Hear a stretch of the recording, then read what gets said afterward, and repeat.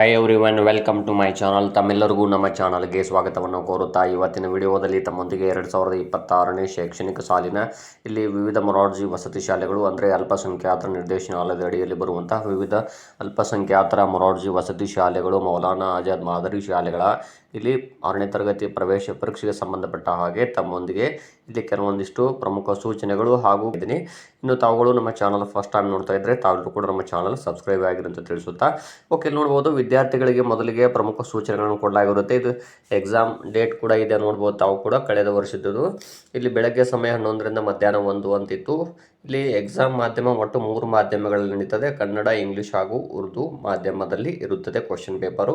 ತಾವು ಅಪ್ಲಿಕೇಶನ್ಸ್ ಹಾಕುವಾಗ ಯಾವ ಮಾಧ್ಯಮದಲ್ಲಿ ಎಕ್ಸಾಮ್ ಬರಿತೀರಿ ಅಂತ ಹಾಕಿದ್ರಿ ಅದೇ ಮಾಧ್ಯಮದ ಕ್ವಶನ್ ಪೇಪರ್ಗೆ ತಮಗೆ ಬರುತ್ತೆ. ಆದರೆ ಇಲ್ಲಿ ಕ್ವಶನ್ಸ್ಗಳು ಕೂಡ ಎಲ್ಲ ಮಾಧ್ಯಮದಲ್ಲಿ ಇರುವಂತಹ ಪ್ರಶ್ನೆಗಳು ಇಲ್ಲಿ ಬಂದಿರ್ತವೆ. ಆದರೆ ಕನ್ನಡ ಭಾಷೆ ಇದೆಯಲ್ಲ ಅದು ಮಾತ್ರ ಸೇಮ್ ಇರುತ್ತೆ.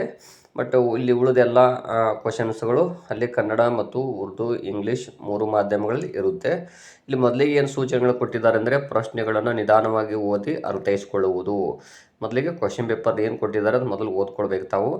ಪ್ರತಿ ಪ್ರಶ್ನೆಗೆ ABCD ಎಂಬ 4 ಆಯ್ಕೆ ಉತ್ತರಗಳನ್ನು ನೀಡಲಾಗಿರುತ್ತದೆ. ಇವುಗಳಲ್ಲಿ ಅತ್ಯಂತ ಸೂಕ್ತವಾದ ಉತ್ತರಕ್ಕೆ ಒಂದು ವೃತ್ತವನ್ನು ಮಾತ್ರ OMRನಲ್ಲಿ ನೀಲಿ ಅಥವಾ ಕಪ್ಪು ಬಾಲ್ ಪಾಯಿಂಟ್ ಪೆನ್ನಿನಿಂದ ಶೇಡ್ ಮಾಡುವುದು ಅಥವಾ ತುಂಬುವುದು.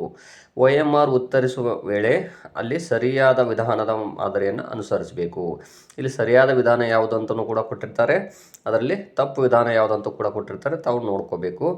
ಒಂದು ಪ್ರಶ್ನೆಗೆ ಒಂದಕ್ಕಿಂತ ಹೆಚ್ಚು ಆಯ್ಕೆಗಳನ್ನು ಶೇಡ್ ಮಾಡಬಾರದು ಅಂತ ಹೇಳಿದ್ದಾರೆ. ತಾವುಗಳು ನೋಡ್ಕೊಳ್ಳಿ.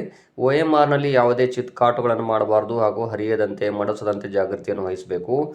ಅದೇ ರೀತಿಯಾಗಿ OMRನಲ್ಲಿ ಸಂಬಂಧಿಸಿದ ಮಾಹಿತಿಗಳನ್ನು ತಪ್ಪದೇ ಭರ್ತಿ ಮಾಡಬೇಕು. ತಪ್ಪು ಉತ್ತರಗಳಿಗೆ ಋಣಾತ್ಮಕ ಅಂಕಗಳು ಇರುವುದಿಲ್ಲ. ಆದ್ದರಿಂದ ಎಲ್ಲ ಪ್ರಶ್ನೆಗಳಿಗೆ ಕಡ್ಡಾಯವಾಗಿ ಉತ್ತರಿಸಬೇಕು. OMRನಲ್ಲಿ ನೋಂದಣಿ ಸಂಖ್ಯೆ, ಪ್ರಶ್ನೆ ಪತ್ರಿಕೆ ಕ್ರಮ ಸಂಖ್ಯೆ, ಪರೀಕ್ಷಾ ಕೇಂದ್ರದ ಸಂಕೇತವನ್ನು ಕಡ್ಡಾಯವಾಗಿ ನಮೂದಿಸಬೇಕು ಹಾಗೂ ವಿದ್ಯಾರ್ಥಿ ಸಹಿ ಎಂಬಲ್ಲಿ ಕಡ್ಡಾಯವಾಗಿ ಸಹಿ ಮಾಡಬೇಕು ಅಂತ ಕೂಡ ತಿಳಿಸಿರುತ್ತಾರೆ. ಅನುವಾದಿತ ಪ್ರಶ್ನೆ ಪತ್ರಿಕೆಗಳಲ್ಲಿ ಯಾವುದೇ ಸಮಸ್ಯೆಗಳು ಉದ್ಭವಿಸಿದ್ದಲ್ಲಿ ಪ್ರಶ್ನೆ ಪತ್ರಿಕೆ ಇಂಗ್ಲೀಷ್ ಆವೃತ್ತಿಯನ್ನೇ ಅಂತಿಮವೆಂದು ಪರಿಗಣಿಸಲಾಗುತ್ತದೆ. ಒಂದು ವೇಳೆ ಏನಾದರೂ ಕ್ವಶನ್ಸ್ಗಳು ಕನ್ಫ್ಯೂಸ್ ಇದ್ದರೆ ಇಂಗ್ಲೀಷ್ ಕ್ವಶನ್ ಪೇಪರ್ ಏನಿರ್ತದಲ್ಲ ಅದನ್ನು ತಾವು ನೋಡ್ಕೊಳ್ಳಿ, ಅದನ್ನೇ ಫೈನಲ್ ಅಂತ ಪರಿಗಣಿಸ್ತಾರೆ. ಇಲ್ಲಿ ಪ್ರಶ್ನೆಗಳು ಕನ್ನಡ, ಆಂಗ್ಲ ಮತ್ತು ಉರ್ದು ಭಾಷೆಯಲ್ಲಿರ್ತವೆ. ಉರ್ದು ಪ್ರಶ್ನೆಗಳಲ್ಲಿ ಸಂದೇಹ ಉಂಟಾದರೆ ದಯವಿಟ್ಟು ಕನ್ನಡ ಅಥವಾ ಆಂಗ್ಲ ಭಾಷೆಯ ಪ್ರಶ್ನೆಗಳನ್ನು ಗಮನಿಸಬೇಕು ಅಂತ ಕೂಡ ಹೇಳಿದ್ದಾರೆ.